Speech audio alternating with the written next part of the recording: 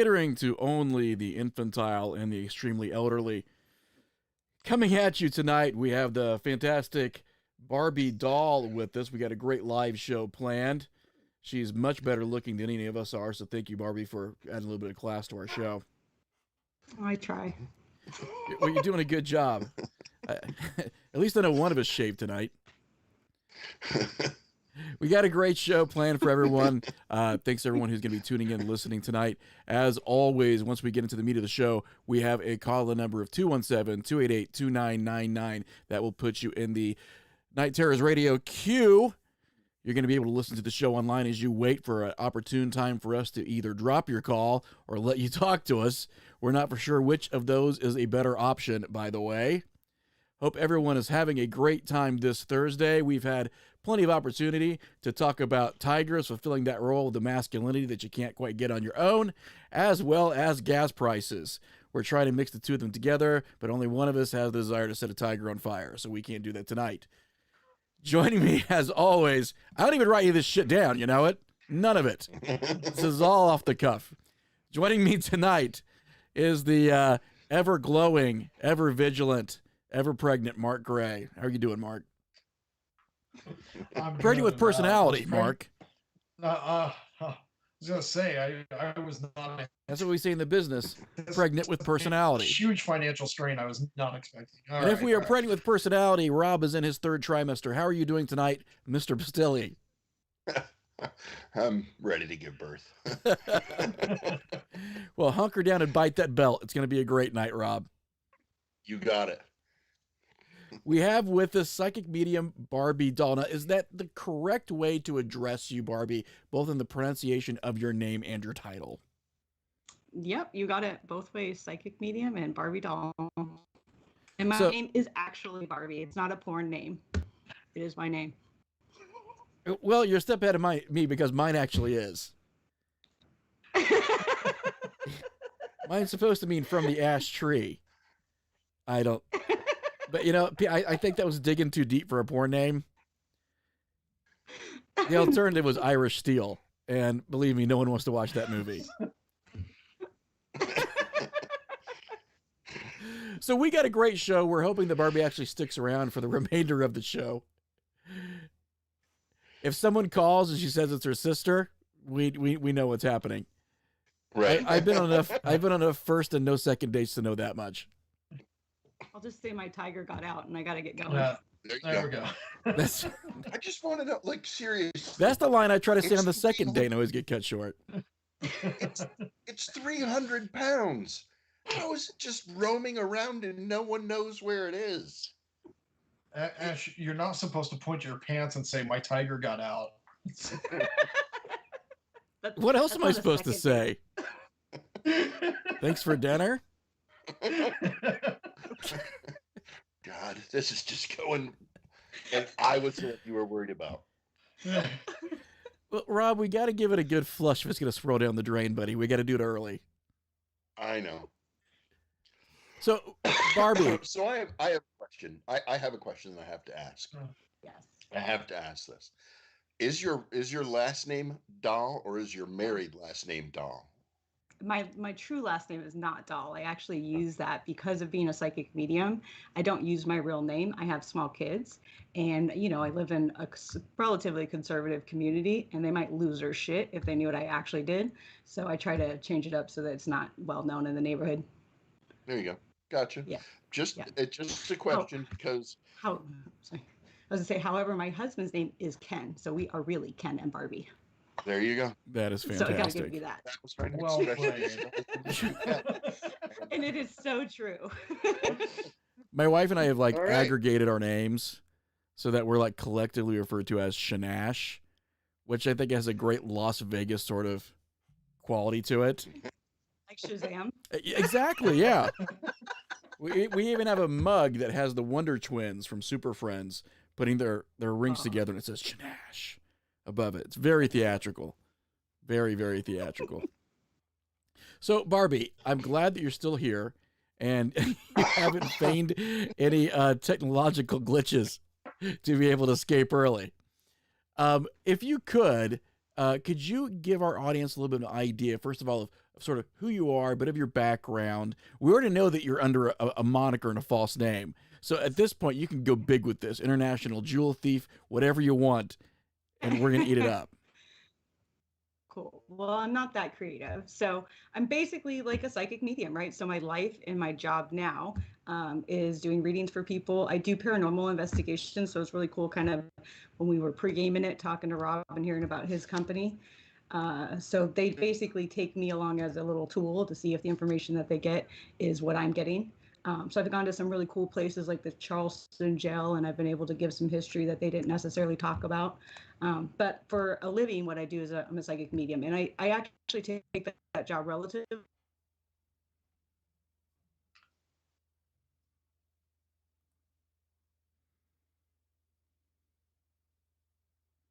Rob, you're muted.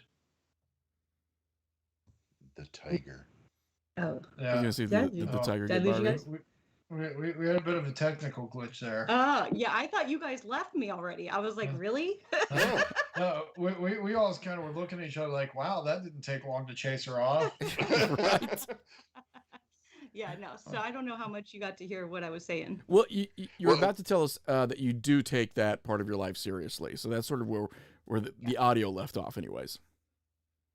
Okay. Well, because think about it. So when people have lost somebody that they love, it's a big deal. Like a lot of people like hold guilt. Maybe they didn't get to say goodbye. Maybe they didn't make time to say goodbye. I deal with people. Sometimes they had to make medical decisions for the family member and they don't know, did they make the right medical decisions and things like that. So a lot of my job in the real world is helping people heal. And then obviously helping people with their direction in their life. I take offense to what I would call the people who take advantage of people and they feed them a bunch of crap information just to get money out of them, tell them that they have curses on them and all those things. I don't believe in any of that stuff. I'm John really just about Edwards. trying. Yeah. Well, there, and you'd be surprised, Mark, you live in Orange County, so there's a lot of psychic mediums here, and there's a lot of people telling people that they have curses, and they're like, oh, it's $5,000 to remove it, all of those things. Anything like that, I always tell people just run as far as you can, because that's Yeah. not the truth. Yeah, I would like to just kind of jump in there and ask you a question. Do you find almost that you're at times that the Absolutely. information that you give, like you'll give information, but then you're almost like trying to counsel people through that grief stage or that loss stage? Yep. And because of that, I do a lot of like psychology reading and things like that, because you really are a counselor and you have to make sure that when that person leaves, that they're stable, that they feel okay. You want to make sure that they don't come in and then leave worse than when they started, right? So you have to be very careful about the way you present information to them. But I also feel like it's extremely important to make sure that they know that you actually connected. So giving very evidential information that you can't just pull out of nowhere, so that they know that it's a true connection. What would you say is the most incredible reading that you've ever done? Have you ever done like a particular reading that sticks out?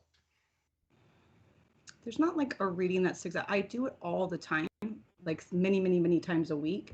I would just say what never ceases to amaze me is how the Passover loved one can communicate in a way that that person absolutely 100% knows, one, that they were there, and two, gets whatever it is that they need.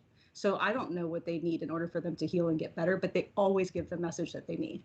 And you being a medium understand that, right? You understand that there has to be stuff that comes through in order for somebody to actually know for sure. And then that they're going to need one specific thing to take away before they can leave, so that they walk away being okay. Yeah, sometimes it's an uncomfortable thing that you have to tell them. Mhm. It's like, and I don't mean necessarily like a strange uncomfortable. I mean, it's like I've dealt with people who are like, so and so says, F off, and they're Mhm. like, oh my God, that's so hit, Right. But that would be their way of talking. And so that's their Right. way of making sure that they know that you're talking to them, right? Person communicated.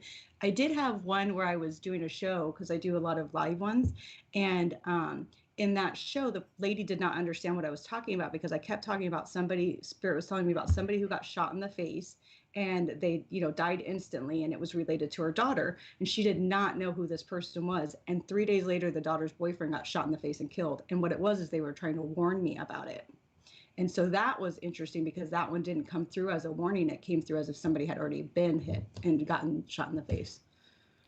Now, I'm always interested in sort of the genesis of different revelations in a person's life, when things really hit home with them, when something came through and they understood, maybe I'm not like everyone else, or maybe I'm a little bit different than in the world that most people perceive. Is this something that started with you at a young age? How exactly did that come about for you, Barbi? I'll tell you that, and then I'll tell you the way that I believe it works. I believe everybody has the gift. It's just that it's a muscle that you have to work. If you work it, you get to continue to keep it. If you don't work it, it's like any other muscle. You don't use it, you lose it, right? I told you the same thing, Mark. Put those pills down. You're gonna make it through this. Well, his muscle hasn't been worked for a bit, so we'll move on beyond that. Wow! What a She's zinger! She's good. It really is psychic. Oh shit! Thank you, Cincinnati. Good night. Good night, everybody. Drop the mic, We're go just- now.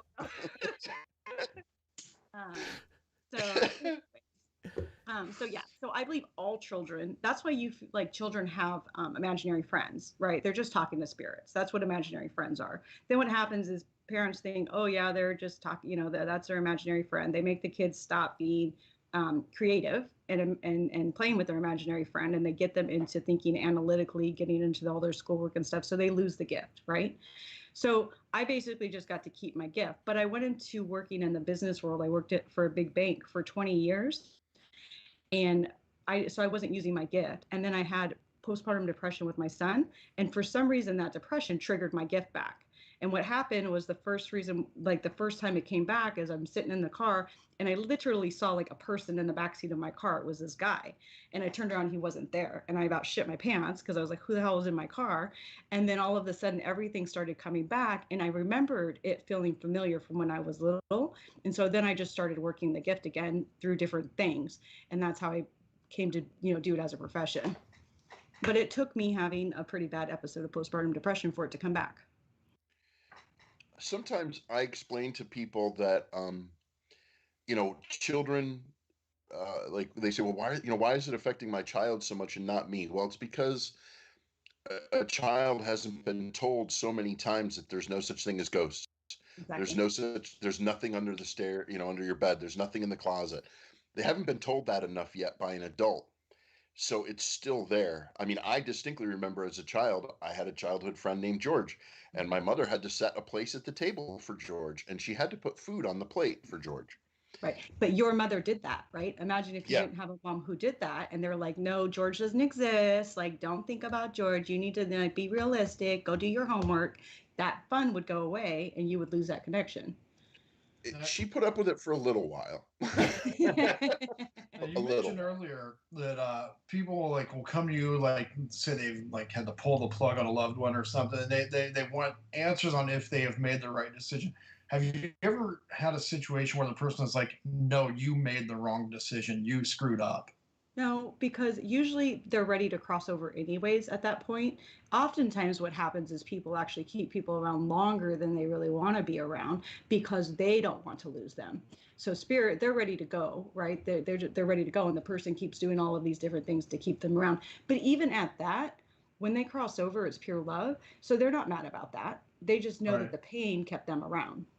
All right. Well, not necessarily just like that situation, but like any other situation too, where it's like, remember when you did this, you should have done that.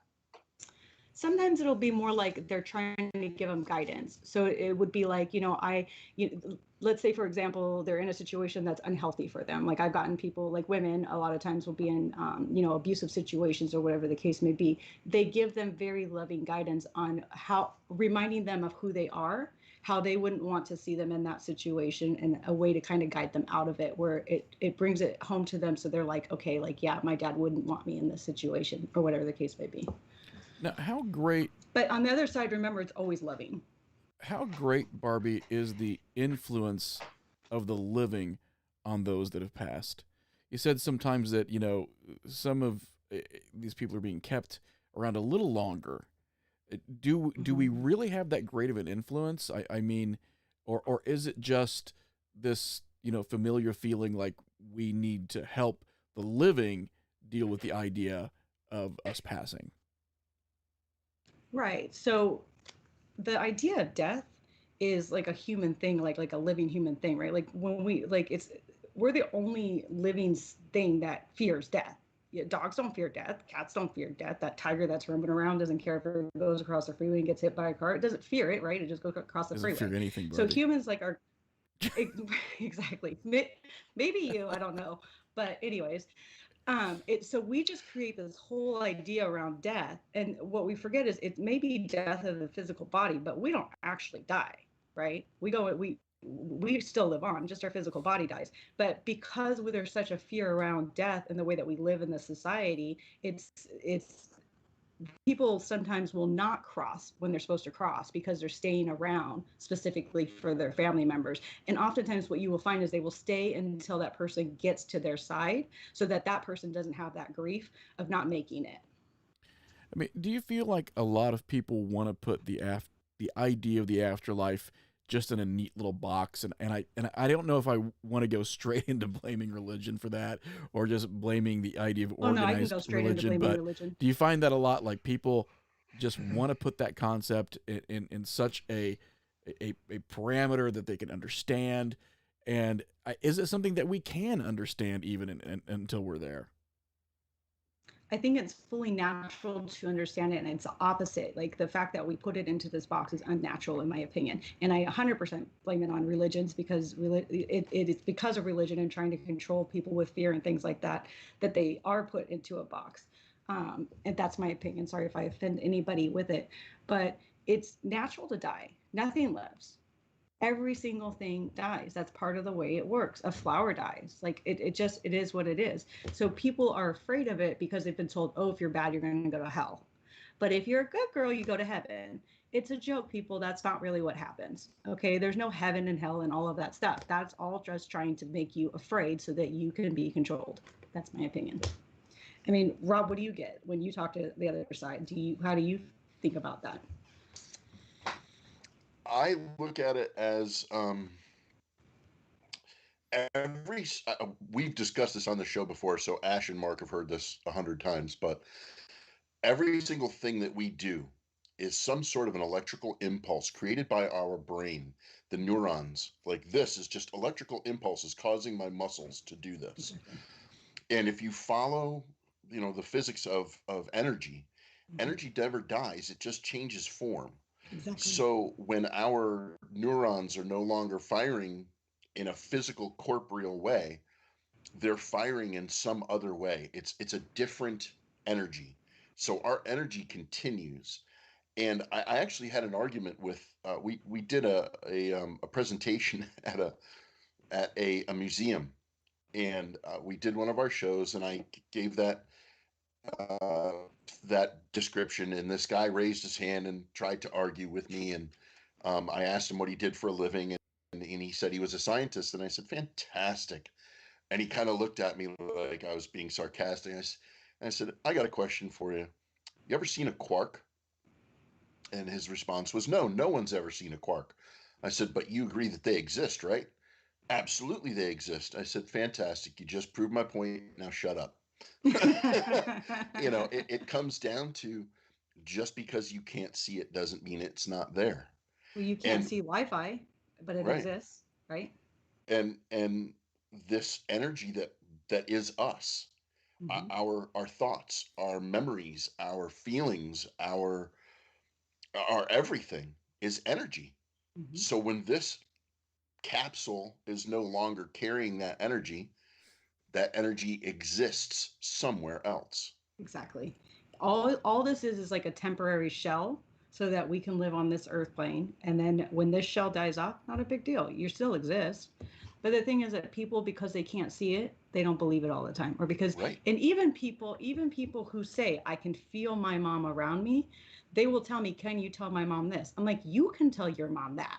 If I can tell your mom, you can tell your mom. She's right there. So it's like that's part of the educating. I feel like when you're in a position like this, is educating people. You don't need to call me. Talk to your mom. She's right there. Do you get a feeling after you talk to her? That's your mom. I think too that people, I say this all the time, if you're expecting a sign like a bolt of Right. lightning on a cloudless day, Right. you're never going to get it. No. But if if you find $1 in your jacket pocket, Mm-hmm. or you're heading to work and you're maybe a couple minutes late, but you get green lights the whole way, Mm-hmm. or maybe you look outside and there's a butterfly or a robin or whatever that person's favorite thing was just happens to go by. Right. I was on a whale watching boat 10 miles out to sea, and a monarch butterfly flew by. And, Julie looked at me and goes, "It's my grandma." Mm-hmm. 10 miles out to sea. What's a monarch butterfly doing 10 miles out to sea? Exactly. Yep. And, And I always tell people, if all of a sudden you are thinking of them and something like that appears, and that's for sure them, right? Because it would be like they came into your mind and then that appeared.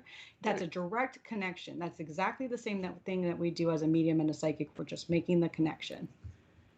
And I feel exactly like you do that, sometimes religion, it gets a little heavy handed, Yeah. you know, and, we, I went to Catholic school for 14 years, you know, 12 years of grade school and high school, and then, part of college. And, the only thing you ever learned was, follow the Bible, follow the Bible, follow the Bible. That's all they ever talked about. And then when you realize that, there's 614 laws in the Bible if you have the, King James edition, 613 if you don't. It's not just the 10 commandments. There's, 503 more, or Mhm. excuse me, 603 more in most Bibles. You know, but those are all willing to be just Right. you don't need those. You want to hear something funny? It's like in this business, I almost always find that the people who are active mediums were Catholic at some point in their life. I don't know what the relationship is. I grew up Catholic too. I actually got kicked out because I asked too many questions. Um, but I find that when I talk to people who are actively mediums, you will almost always find that they were Catholic at some point, or sometimes still are. None abuse. You could see Yeah, the other side. The it's nuns none probably abuse. too. It's Sister Margaret Daniel is still kicking my ass from penmanship in 5th grade. That ruler, she's just cracking the I would like to knuckles. think that I was She the didn't use a cool ruler. Catholic school teacher, though. I You would would like to think think. that? I'm sure that my students would beg to differ, but I did teach at a Catholic high school for a I'll few bet years. those altar boys you had in your basement did think that. That's why I'm getting that weird feeling about you. All I Ew. know is when I poke the holes in the top of the box, they're all smiling, so I'm doing something right. When I crush those chips, I put them under the door. So I had one question for you, Barbie, that had absolutely nothing to do with my hobbies. Um, so do you get the communication sometimes in from a variety of different sources? And the reason I ask is I guess I'm primarily interested in, do you pick up things through your dreams? Yeah. So I pick up things through my dreams. I think dreams are harder because unless you actually do like a dream journal and you write it down right away, we then make up stories about what happened in the dreams later on, right? When our mind starts getting involved in it. So you literally have to wake up and write what you get immediately. I don't keep a dream journal anymore. I used to when I first started so that I could get messages, but now I just get messages all the time. I don't need to do that. So for me, that's kind of like at the building the muscles is to do the dream journal. That's building that skill up. And then once you have the skill, you don't need anything. Like I don't need to hold a crystal. Like some people are like, oh, you like I love crystals. Don't get me wrong. I think they're pretty. But some people are like, if I don't have this one particular crystal, I can't, communicate on the other side. And it's like, no, if you have the skill, you need to have you can do it anytime. Are you saying you need to hold a crystal, Is it the Rob? bathroom, Rob? Rob has to have his crystals. No, I find that if I'm scatterbrained. Mhm. Like my It's mind is sensitive. it's all over the place. So having like those crystals kind of like help. It just Mhm. kind of makes me have like a focal point, if Right. So nothing that's else. grounding you. That's different, Right. right? But you could do it without. It's just it helps ground you. It helps it be a little bit more clear. And do you also find that if you're around people who are similar, that it then heightens it? So, for example, if you and I are in the same room, that your abilities would probably be heightened because we're together. I think I would be able to know that you had abilities. Hmm. It's like when it's funny, but like, we've had this thing before where, um, I've been on investigations where there's been two or three people of supposed ability, Hmm. and there's times when I want to be, if I want to be with those people, Hmm. those are the people that I feel like, okay. If Right. I distance myself from those people, it's basically because it's like all black and I'm feeling nothing from them. Mm. Like So it's you feel like they're like actually limiting your ability because right. you're with them sometimes. Yeah, I can see that too. I was before we got on, I was talking about the fact I do paranormal investigations sometimes too. And one of the girls that I go with, she likes when I come because it brings out her abilities. But sometimes I too have to step away because people are so into all of the electronics and stuff that it's too much for me, and I need to Yeah. step away and just go into my own space. Have you ever like what's the neatest or coolest place you've ever investigated? The Charleston jail. Okay. Have you And ever been there? where's that? It's in South. It's in South Charleston. So right above, I would say maybe. Well, it's like in Charleston. I'm trying to think of like South Carolina, Charleston. Oh, South Carolina. Okay. Yeah.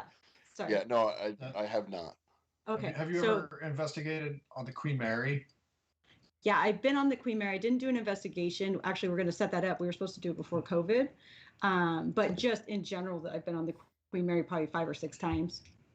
Yeah. So what was the story about the Charleston? I'm sorry, I Oh interrupted. no, they're the sad thing is they're actually turning that into like office spaces, which is just the dumbest thing you could ever do. You had like thousands of people die. What do you think they're like? Come on. But anyways, right before they started the construction on turning it into office spaces, we did a tour, and there's a I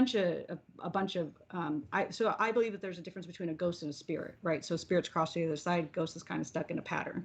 So there's a lot of ghosts there and there's spirits there. And as we're on this tour, the tour guide's giving information. I'm getting completely different information from everybody, that everything that they're saying. And so I pulled the tour guide aside and we talked, and he was like, yeah, just stay afterwards. So what ended up happening is the information that they give on the tour is kind of like the stuff that gets you to come in the door, but it's not necessarily the stuff that's actually like 100% accurate. So I got to stay like 3 hours afterwards with my friends, and we actually did a real tour where I gave them the tour of the place, and they had somebody who was doing like a like history work on it, who was confirming everything that I was saying. But that place is super cool, but not a good idea to turn that into an office space because there were so many people brutally killed there. Though they just are not going to leave. And they said, as I keep in contact with the tour guide, he said as they have been doing work, there have been a lot of accidents, a lot of things, people getting hurt and stuff because they're messing with a building that had a lot of stuff going on. Have you ever encountered a force, an entity, something that, and I'm just going way down the rabbit hole here, Barbie, something that was, in your opinion, not human?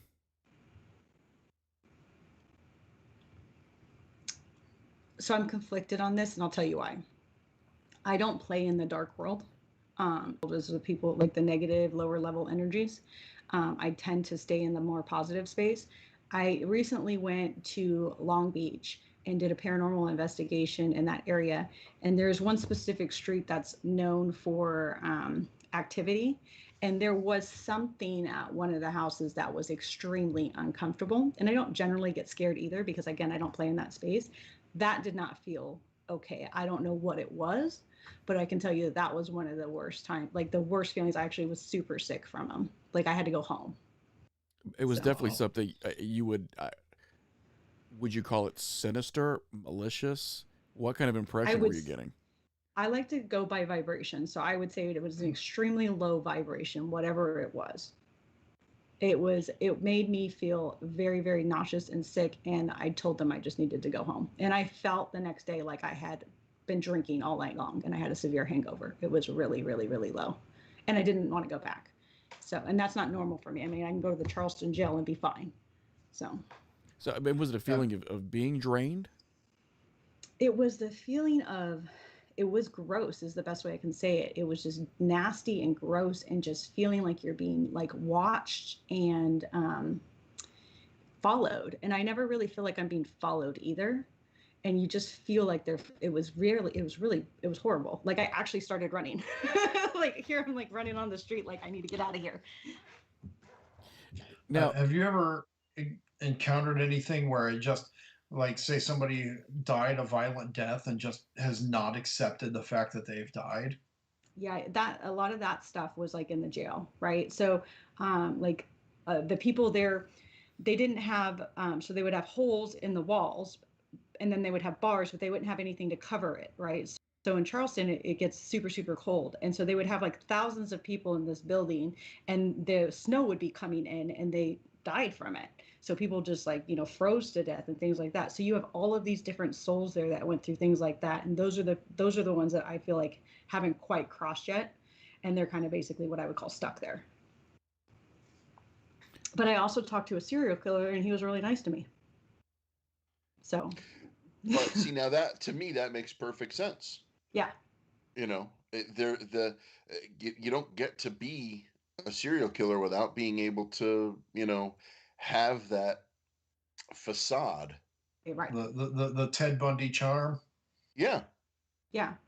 And Exactly. and remember, I mean, it sounds bad to say this, but a serial killer is a person, right? Somehow something happened to him. Somebody messed up his life, and he became a serial killer. But he was still a person, and he still wanted to be able to tell his side of the story. And he didn't discount anything that they said that he did, but he was just wasn't mean. He wasn't mean. did you feel that he wasn't what had you think. gained perspective after he had passed, though? Yeah, because he was a spirit, not a ghost. So because he had crossed and he goes over to the other side, they do get perspective of their behaviors, and that's why I felt like he wanted to talk, because it was like, it wasn't that he was excusing what he did. He was trying to kind of explain like where it was coming from without trying to excuse it. And he was actually trying to own up to a lot of it too. So, if you could, just for the audience, obviously you have a you differentiate between spirit and ghost. So, could you go over a little bit of what that criteria is when you talk about that with the audience? So for me, a spirit is somebody who passed over and has crossed, right? So they went over to the other side. A ghost is somebody who died, their physical body died, but their spirit didn't go into what we would call like the white light or whatever. When it didn't go into the light, it stayed. And so they're stuck in this like pattern. So that's why, like, if you go into what I would call like a haunted house, that the ghost is annoyed that you're in their house because they believe that that's their house. And they're in this pattern of living this little like life, and you're in their space. So they don't understand that they're dead a lot of times. They think that you're in their space. And so until they cross and go to the other side, they are living as if they're alive, but they're not. No. Which is super frustrating, right? Imagine if you think you're alive and people are moving into your house and you're like, what the hell are you doing? Well, and this leads me to another question, because, you know, we're all living in this sort of, you know, COVID world right now. Even though, you know, things are sort of lessening, but we're still obviously, you know, bound by the restrictions of it. How did that impact how you were able to communicate with people who are wanting to receive messages from their loved ones? Is that something that you were able to do, you know, remotely via something like Zoom? Yeah, so most everybody's on Zoom, but phone calls is the same thing. Like, so the more you do it, the easier it is. So when I first started, I would have to see somebody and be in their room so I could be with them and be in the energy and all that stuff. But then because I've been doing it for so long now, I can do it on a phone call. I don't need to see anybody. And Zoom's amazing though, because the best thing about Zoom is oftentimes I will see their family with them, so I can actually say, like, if you can feel this person, if you just like give it a second, they're standing right there by you, type of thing. Yeah. Why do you raise your hand? That's like weird. Because I don't want to talk over them. Like I that's have a ever habit of stopped talking you, over people. Rob. Mark's muted anyways. Who gives a Look shit what he says? Look at him going on and on as Right. Mark as What if Mike's I muted. don't call on you?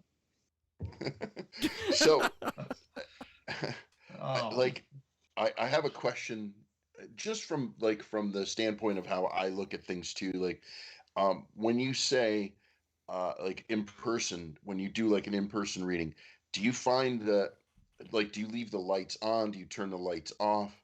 Do you ask that that person not face you or anything like that? Doesn't matter to me. None of that stuff Okay, matters to see, me. I make sure the lights are off because I don't want to have any accidental facial cue that Right. they may have. I don't want any of that. It's so weird, like for me to talk to someone that's, oh, I can do it with the lights, or with them looking right at me 2 feet away. I can't do that. I just can't. I feel like when you become extremely confident in the way that you receive information, it doesn't matter what their face looks like. It doesn't even matter to me if you confirm what I'm saying because I already know it's true. You're going to go home and probably figure it out later. So I don't need you to confirm one way or the other. I'm only a vessel to give information, is how I see it. So it doesn't matter to me. And also, the one thing I do is if anybody gets a reading with me, they'll notice I'm almost always looking up, anyways. I'm almost never looking at anybody. I look up because it's like how I listen. So I'm most of the time I'm not even looking at them. I just brought it, just a weird. It's part of my um It's like a psychological thing because you think if you get cues that you're not necessarily doing the reading, that you're feeding off of them. right. Yeah. And that's yeah. how there's so many fakes, right? Because people want you to be right. My Oh, mom died. I haven't talked to her. I'm grieving. I want you to be right. So I could make up a ton of BS. And if one of the five things I say is kind of right, they're going to latch onto that because they want you to be right. And that's why for me, it's so important to give evidence because I want them to know for sure that's who I was talking to. yeah, people want to be haunted. I Yes, they have do. found that. Oh, I, yeah. I have found out that as much as people say they're freaked out by the idea of spirits lingering in a home or ghosts, or they want that one last conversation with Aunt Melda because they had an argument with her, or there's something that is sticking, and they so desperately want that to be there that like we went into one house, and this poor girl was just a hot mess. And I said, listen, I can run the playbook on you. I can look at you right now. I can see your left hand. You're not married. I can tell you right now. And I told her I was going to do this. I told her I'm going to run the playbook. You don't have a ring on your left hand. You're wondering if you're ever going to meet the right guy. And she literally goes, I went, How'd you know? are Yeah. you kidding me? And then I went, and then I went, and there's several pictures here around the house of you. Your grandmother just passed away. Yeah. Come on, Yeah, I don't like know why people would invite somebody over to their house to do a reading anyways, because there would be way too many cues. The this. person should always be coming to the medium or the psychic, and or I feel like Zoom is just fine. They no. This was because she felt like there was something going Oh, on in her house, yeah, and so in going in there, I walked in and nothing. I felt right. nothing. It was a blank canvas. Everything was fine. So I sat there and I listened to her and I said, listen, I'm going to run the playbook on you, because she had told us about how she'd been to this person and that Mhm. person and had a reading from this person and a reading from that person. And I literally told her I was going to run the fake psychic playbook, Mhm. ran the fake psychic playbook, and the whole time she's, oh my God. Oh, Yeah. Jesus, this is why people take you for money. Right. Well, and then that person's the type of person that somebody who's a scammer is going to be like, I need to do a house clearing for you, and it's $5,000, and this, and that, right? And that's why I always tell people if somebody needs to do something for you and it costs extra, they're scamming you. Yeah, I don't take any money ever. Yeah, well, I make a living doing it, but my fee is my fee. You pay for your 50 minutes. That's what you get. And I never say, "Oh, you should call me back." Da da da. It is what it is. You don't have a curse. I'm not going to have to clear your house. You don't need a healing, blah blah blah blah blah.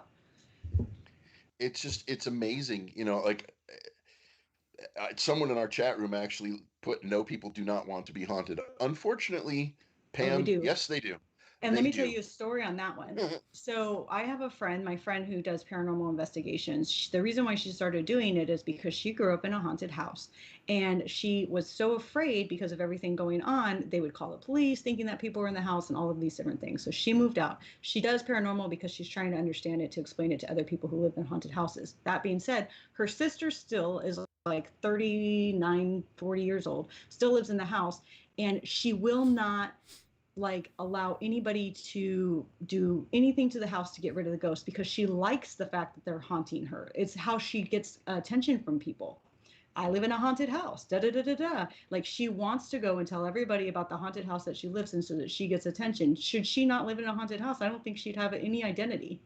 So people do want to be haunted. It's something to talk about. It makes them feel special. And it's that holding on to that one last, whatever it is, crumb, Yeah. handle, bit. One of the people, we tell a story all the time of one of the people that I investigate with. We went to a house, and the woman's daughter was died. Oh my God, I almost went, died. Mm-hmm. She insists that her daughter was murdered. Mm-hmm. 3 different police investigation, like a town police, a county sheriff, and a state police all investigated. They all found the same thing, that they, she died. Mm-hmm. 27-year-old people die. Mm-hmm. It But sucks. she couldn't accept that. Yeah. Right.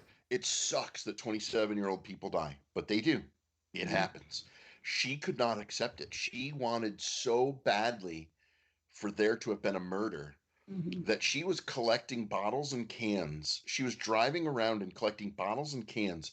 So at a nickel at a time, she could come up with the $5,000 it would take to get this Dr. Bodden, I think his name was. He was like a big time uh, autopsy. He had a television show about autopsies and all this stuff, but it was $5,000.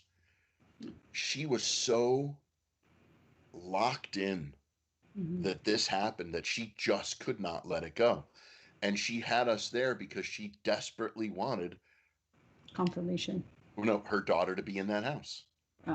Well, a lot of times too, they're looking for like that confirmation too. So let me ask you this, because when you say haunted, for me, haunted is a ghost, not a spirit. A spirit will come visit. They're not haunting you. They're just coming and visiting. So do you not differentiate between a spirit and a ghost? Nope. Okay, for you, they're the same?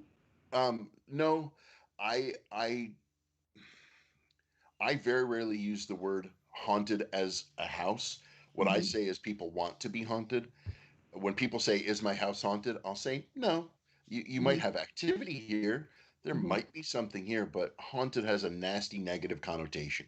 Right, I agree. But do you see that do you believe kind of what I was talking about, like from what I understand, that when people cross, they go to another side, that would be a spirit. If they don't get to go to the other side, that would be a ghost. Do you have that difference in perception? No. Okay. No. I think that I think we all have our own Oh, way for of looking sure. at it. Yeah. And for me, I look at it as more residual versus active. Okay. So do you think the residual is just more of the energy staying in the situation, not Yeah. necessarily the spirit involved? I It's could see that. it's that shell being gone, but the electricity, the impulse is still carrying on. I do think that there's a lot of the residual energy is also different than spirit and all of that Yep. stuff too. I think that exists as well.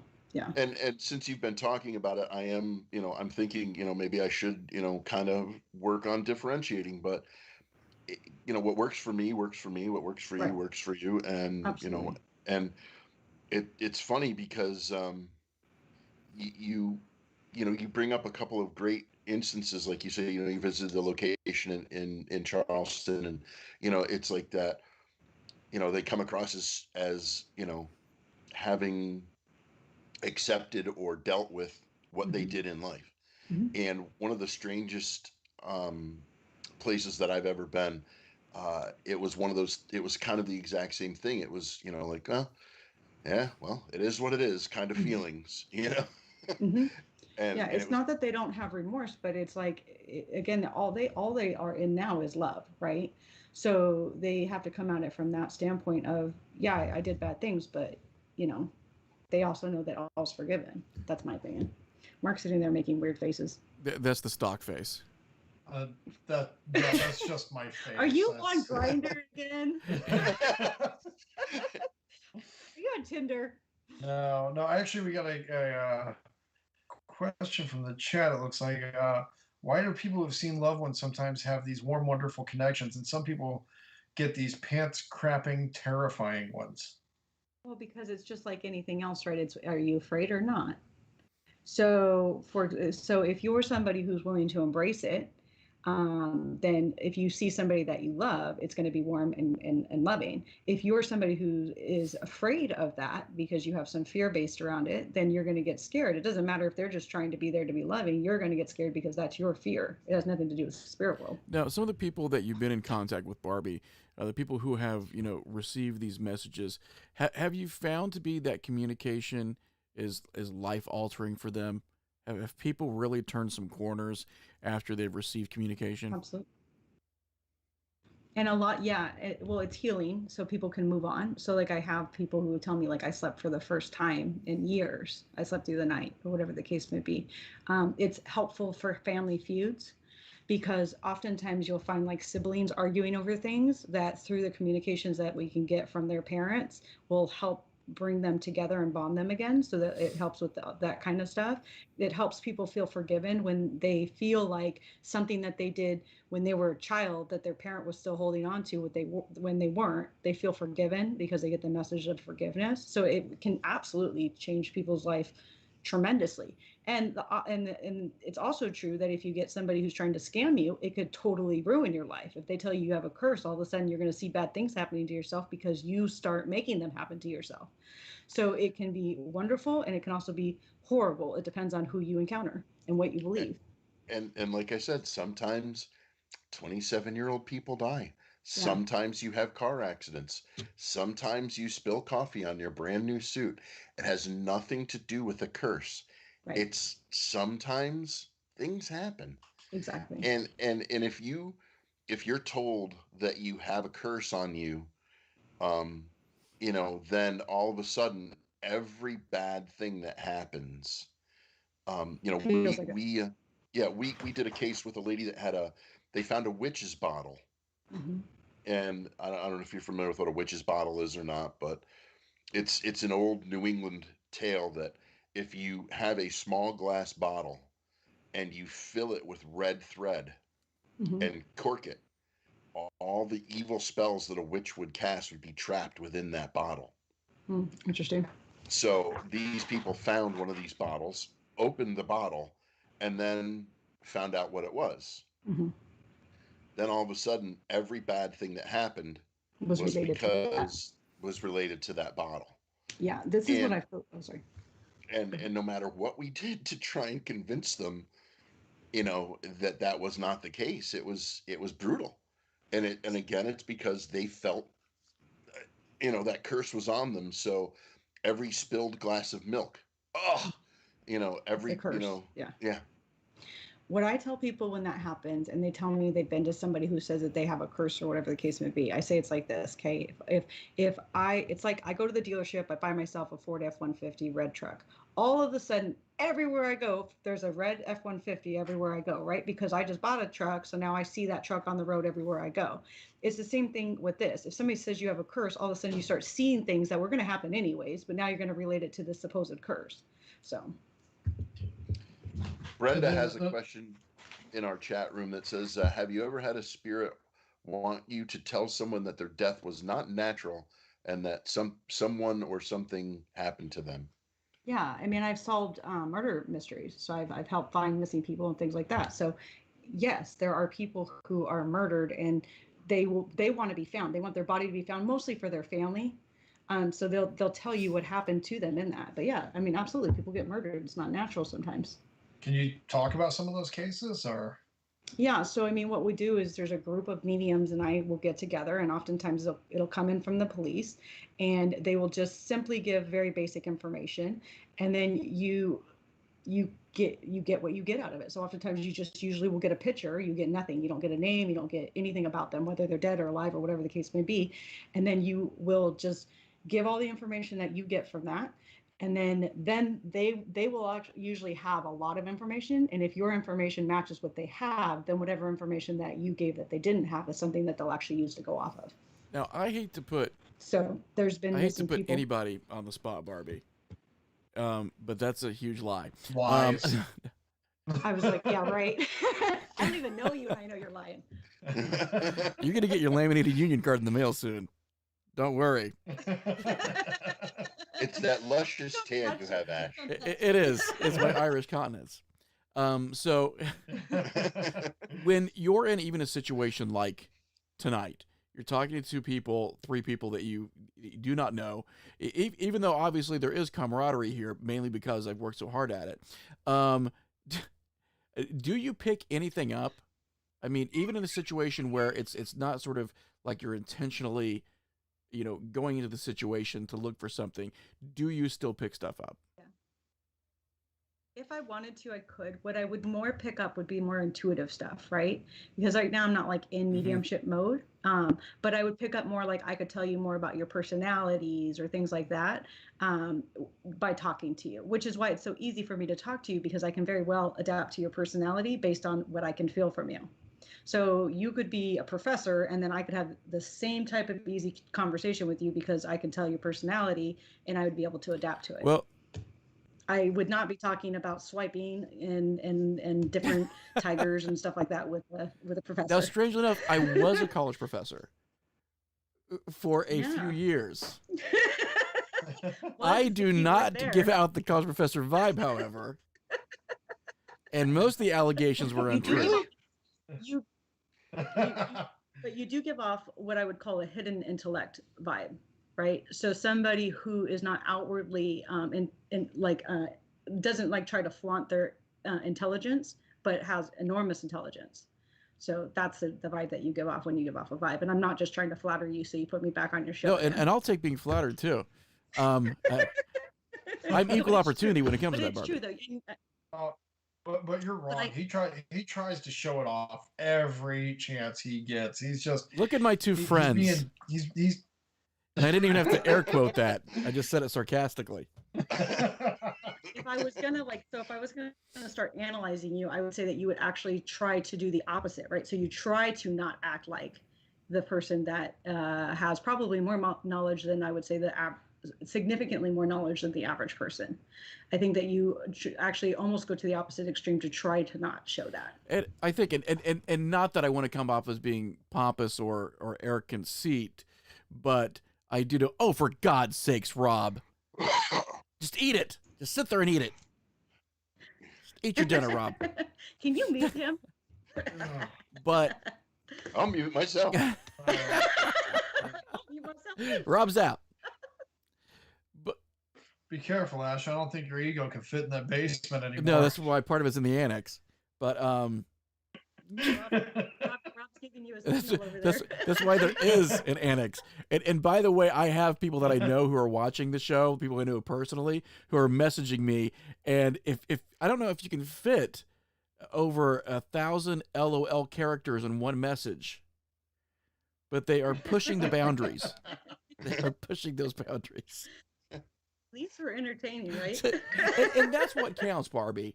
I think above and beyond everything else. I mean, we don't have to talk about my long-standing Mensa membership. We can just talk about the entertainment value here, and I think that's good enough. Did you say Mensa or Nambla? I thought it was a 2-for-1. I thought you got prorated. Doesn't he? But no, I think that there are times when, from my past and knowing people who were very intelligent, people who flaunted that intelligence, it was definitely always a point of contempt with me. And Well, yeah. And I feel that way because if you're intelligent, you don't have to flaunt it. Right. And I also feel that I think it's unnecessary leverage. I think when people try to take their intelligence and belittle people, and I think too many people do it. And I, first of all, would never think that I was capable of it. I would think that I was possible, because so many people know so much more than I do about so many different subjects. But, I still would never take anything that I know and let someone know, how much more that I do know in a capacity where it's going to put them down or it's going to put them in a place where they feel awkward. For God's sakes, Mark, I'm not a pariah. Is that what that was? Was that the charade? There, buddy. I never said he didn't have an ego. Oh, we're all totally aware of that. Yeah, right. I'm surprised my wife's head hasn't popped in the room now Bruce is just to back nod there on the from patting camera. Yourself so much. We do have a question in the chat here. How would one get in touch with Barbie for a reading? Is there a web link? Yeah, so it's my name. It's BARBIDAHL.com. So BarbieDahl.com. And you'll see my website. You can read all about me. You should already like me, but no, just kidding. Read all about me, and then you can book a session on there. All right, I have just put the link in the chat. Your puppy's having a good time. Yes, my little boy opened up my door, so I'm just going to close it real quick. Give me 1 second. No, we like puppies. You can see the puppy. I just don't want my children walking in. We're dog friendly here. It's not that kind of show now. Come on. That's the next episode. This is it's episodic in theme, you, so thematically we'll see where this goes. I will tell you, in all honesty, I've known Ash and Mark for the same amount of time. I met them both the same night. And you pretty much nailed Ash. I mean, in all honesty, without joking, without any of the nonsense, we have a lot of conversations, off air and where we talk, and it's very much exactly what you said. He is. It's amazing. Like, I'll just mention something and he'll have 100 facts about it. Yeah, I appreciate that confirmation too, because like somebody's listening, and if they hear that helps them know that, again, I'm not full of shit, right? So am I allowed to say, like, I love the cuss? Oh, we're big fans. Like, I try not to filter. Oh, good. Okay, Yeah. good. You could even say, full of fucking shit. We're fine with that. Okay, perfect. Yay. No, we're not gonna, be upset about that at all. Yeah, which leads me to my favorite sarcastic comment is if someone says something I don't like, I'm hugely fond of the moniker Captain Fucko.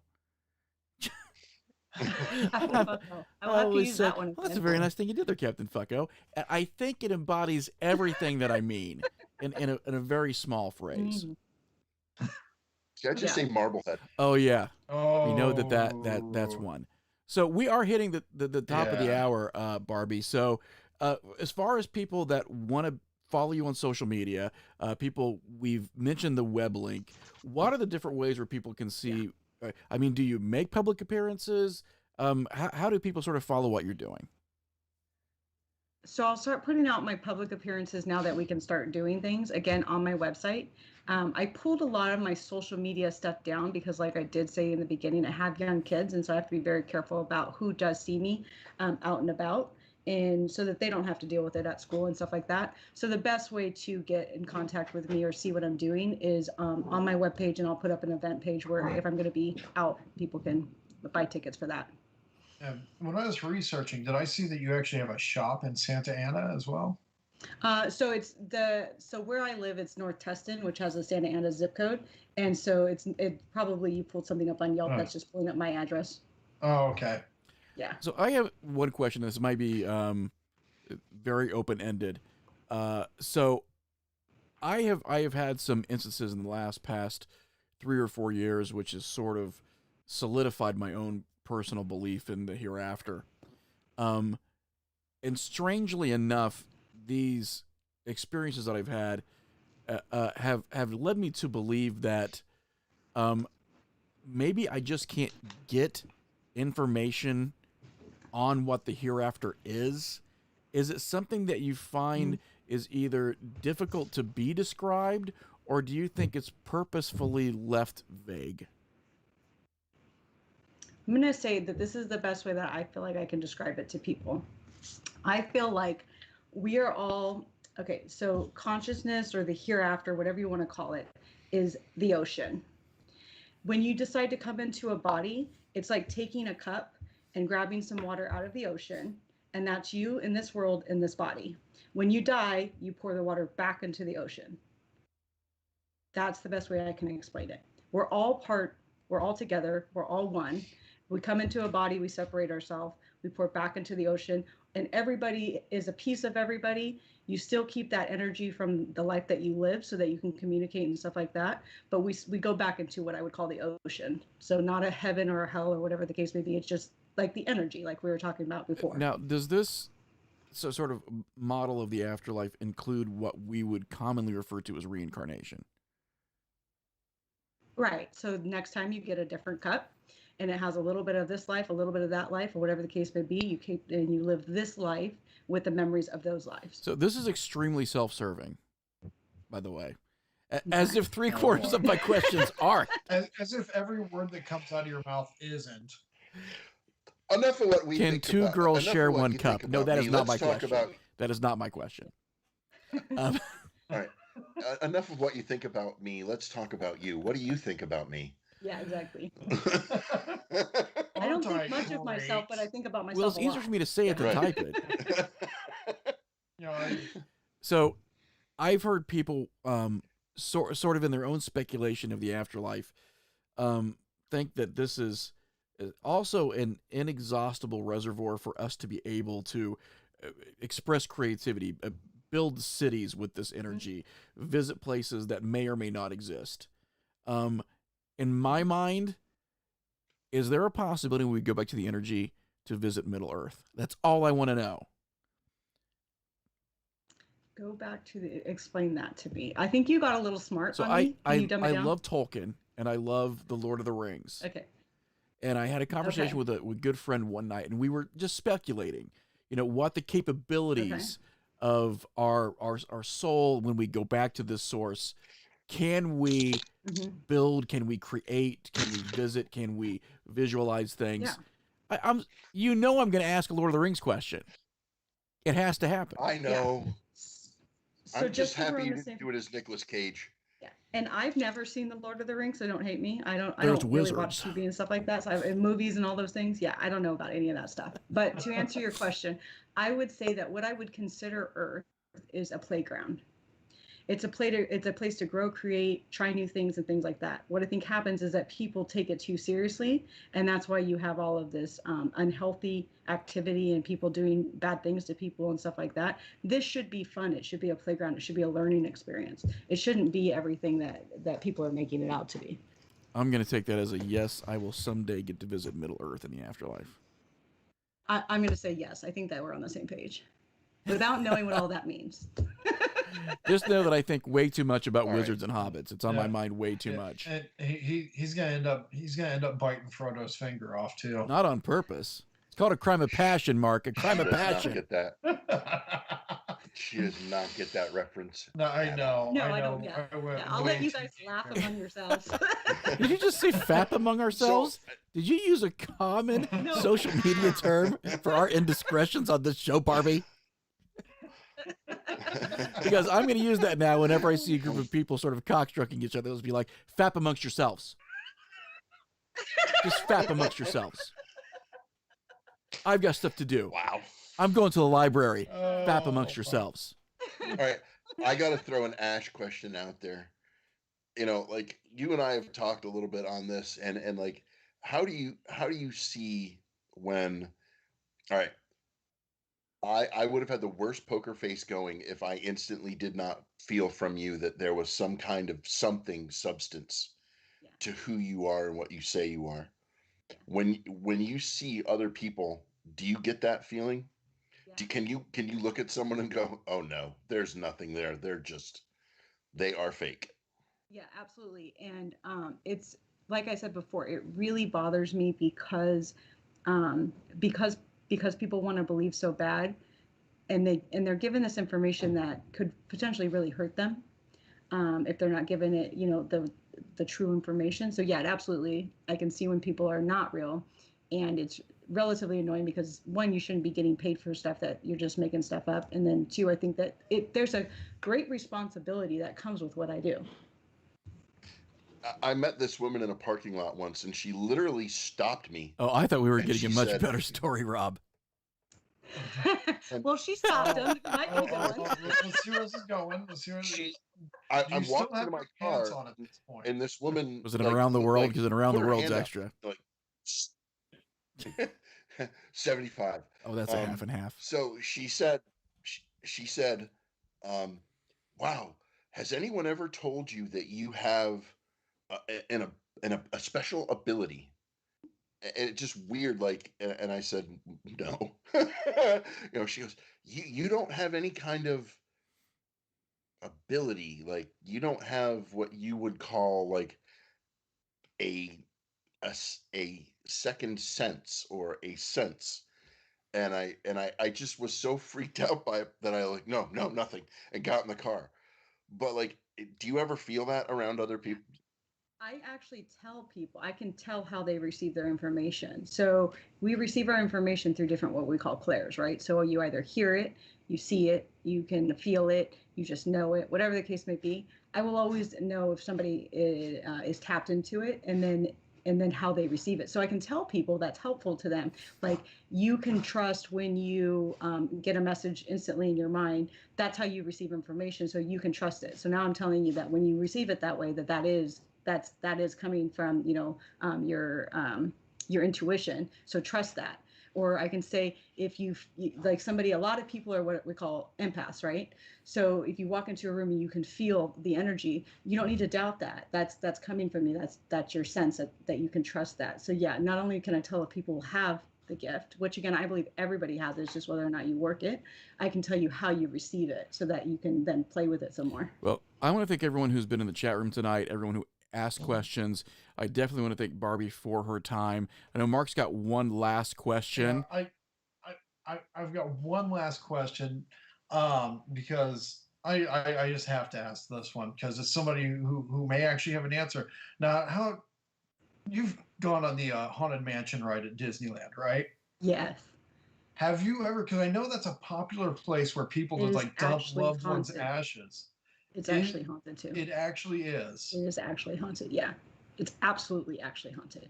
I don't know if it's because people are dumping people's ashes, but it is absolutely haunted. It Really? more likely comes from the land than the people dumping the people's ashes, but it's absolutely haunted. Huh. I would actually say, I feel like for sure it comes from the land, because I can tell you there's several spots in Disneyland that are very haunted. Really? Yes, not just the Haunted Mansion. We may have to do a haunted. You were holding Disneyland out on us, special Mark. That was a episode pretty That'd be good fun. question there, buddy. It took Yeah. him this whole time to come up with it. Come on. I just happened. I happened to look down and I just. Oh, you have your pass. Oh, he muted himself. Let's just let him keep going. I think what I'll do is I'll go ahead and do the voiceover. Oh shoot, too There, I late. muted myself. Yeah, I don't know what Oh, happened. so you have the pass. So are you now going back to Disneyland? I'm waiting because they basically ended the pass program for the time Yeah. being. I'm waiting until they relaunch it and things are more back to normal, so I don't have to wear this obnoxious mask through the park. So. So the haunted part of the mansion, it is haunted inside, but it's primarily haunted. I'm actually getting this information as we're talking, just so you understand.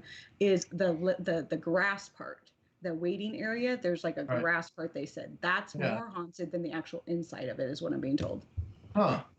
Interesting.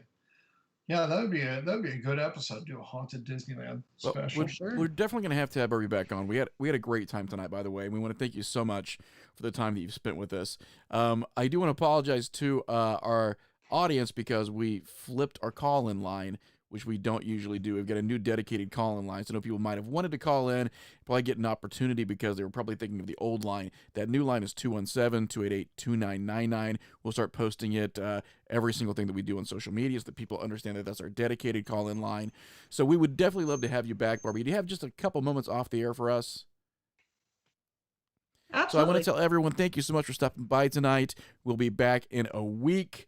Also, give us your suggestions of what shows you'd like to see, and we will try to accommodate you. Thanks, guys. We'll see you